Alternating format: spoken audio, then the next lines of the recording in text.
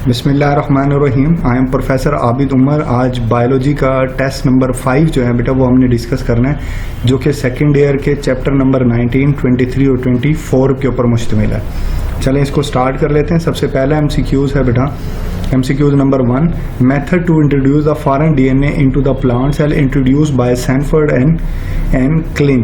देखो बेटा सैनफोर्ड और क्लीन ने जो है वो DNA को इंसर्ट करने के लिए, ये आप देखें बुक की लाइन है, ये आप देख सकते हो, जॉन सी सैनफोर्ड और थियोडर एन क्लीन ने जो है बेटा वो पार्टिकल गन का इस्तेमाल किया था। आप देख रहे हैं ये वर्ड लिखा हुआ है पार्टिकल गन, और पार्टिकल गन का इस्तेमाल ये आप देखें बेटा ये पार्टिकल गन है जिसके थ्रू जीन जो है वो डिजायर्ड जीन जो है वो इंसर्ट किया जाता है। ये भी वो मेथड है जैसे सिलिकॉन कार्बाइड नीडल है, हाई वोल्टेज इलेक्ट्रिक पल्सेस है, ये भी जीन ऑफ इंटरेस्ट को इंसर्ट करने के लिए ही इस्तेमाल होते हैं। लेकिन क्लेन और सैनफोर्ड ने जो है बेटा वो पार्टिकल गन का इस्तेमाल किया था। तो डेट्स वाई क्वेश्चन नंबर 1 का जो है बेटा वो आंसर बनेगा वो डेल्टा बनेगा।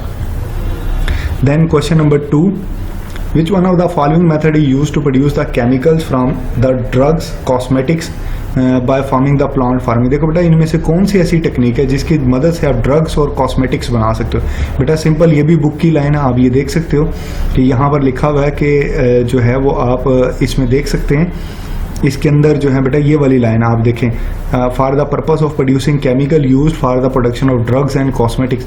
और ये सेल सस्पेंशन कल्चर टेक्निक का जो है ये पैराग्राफ आप ये देख सकते हो, सेल सस्पेंशन कल्चर टेक्निक। तो बेटा इसका आंसर जो है वो बनेगा सेल सस्पेंशन कल्चर टेक्निक जो है beta.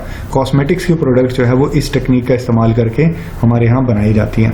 Then MCQs number 3, virus free portion tissue of the plant body. ये भी बुक की लाइन है बेटा। मेरिस्टेमेटिक जो टिश्यू होते हैं वो वायरस फ्री होता है, क्योंकि मेरिस्टेमेटिक टिश्यू जो है वो डिवाइडिंग सेल्स होते हैं और डिवाइडिंग सेल्स के ऊपर वायरस अटैक नहीं कर सकता, क्योंकि डिवाइडिंग सेल में जो न्यूक्लियस होता है वो डिसअपियर हो जाता है, न्यूक्लियर कंटेंट नहीं जो है वो अपीयर होता है। तो डेट्स वाई इसको देखना जो है वो वायरस के लिए आसान नहीं होता, क्योंकि न्यूक्लियस जो है वो डिसअपियर हो चुका होता है। इसलिए इसका आंसर जो है बेटा वो बनेगा चार्ली।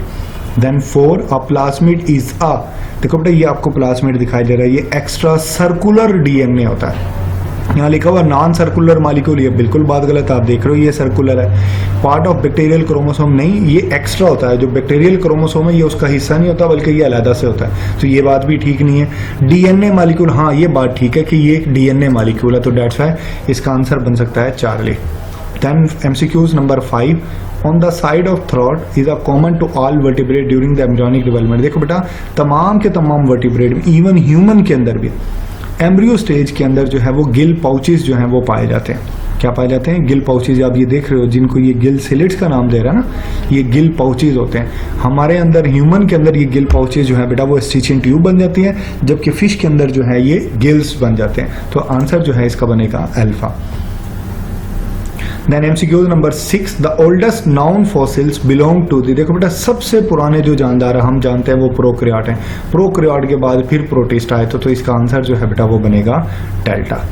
Then 7, evolution suggest. देखो बेटा ये जो लास्ट पैराग्राफ है चैप्टर नंबर 24 का, इंडेंजर्ड स्पीसीज, उसकी पहली लाइन से ये MCQs लेकर देखें ना, extinction has been the fate of the most of the plant and animal species. तो इसका आंसर जो है बेटा वो एक्सटिंक्शन अल्फा जो है वो बनेगा। Evolutionary concept provide the basis for. देखो बेटा एवोल्यूशनरी कॉन्सेप्ट आपको बताता है कि जानदारों में डाइवर्सिटी कैसे, जानदारों की मुख्तलिफ इकसाम कैसे मार्ज वजूद में आई। तो एवोल्यूशन बेसिकली इस कॉन्सेप्ट के ऊपर जो है वो रिलाई करता है। तो डाइवर्सिटी ऑफ लाइफ जो है वो इसका बेस्ट सूटेबल आंसर बनेगा चार्ली। 9 बार आ जाते हैं, एनवायरमेंटल फैक्टर काजिंग और कंट्रीब्यूटिंग टू एबनॉर्मल डेवलपमेंट। देखो बेटा एबनॉर्मल डेवलपमेंट करने वाले जो काजेटिव एजेंट होता है उनको टेराटोजेंस कहा जाता है। एबनॉर्मल डेवलपमेंट की स्टडी को जैसे कहते थे ना टेराटोलॉजी, तो एजेंट्स को जो है वो टेराटोजेंस जो है वो कहा जाता है। आंसर अल्फा बनेगा। Grey equatorial cytoplasm produce. देखो बेटा बड़ा सिंपल सा है, आपको पता है कि जो साइटोप्लाज्म के सेग्रीगेंट्स होते हैं उसमें आपने पढ़ा था ग्रे क्लियर साइटोप्लाज्म जो है, grey vegetal cytoplasm, grey equatorial cytoplasm, ये डिफरेंट साइटोप्लाज्मिक सेग्रीगेंट्स थे जो मुख्तलिफ कॉन्टेंट्स बनाते हैं। जिसमें जो ग्रे इक्वेटोरियल होता है बेटा ये नोटोकॉर्ड भी बनाता है और न्यूरल ट्यूब भी बनाता है। तो इसलिए इसका आंसर बनना था डेल्टा। लास्ट MCQs है, notochord is one of the few prominent structure feature in the चिक एम्ब्रियो। देखो बेटा बुक की पैराग्राफ को अगर आप देखो ना तो 18 आवर्स के अंदर जो है ये नोटोकॉर्ड जो है वो मोस्ट प्रोमिनेंट होता है। अब ये देख रहे हो ये लाइन भी मौजूद है 18 आवर्स। तो आंसर इसका बनेगा अल्फा। यहाँ पर बेटा हमारी डिस्कशन जो है वो मुकम्मल हो गई। आपका अगर कोई क्वेश्चन है तो आपने बेटे ज़रूर पूछना है, इंशाल्लाह मैं उसका आंसर करूँगा। थैंक यू, अल्लाह हाफिज़।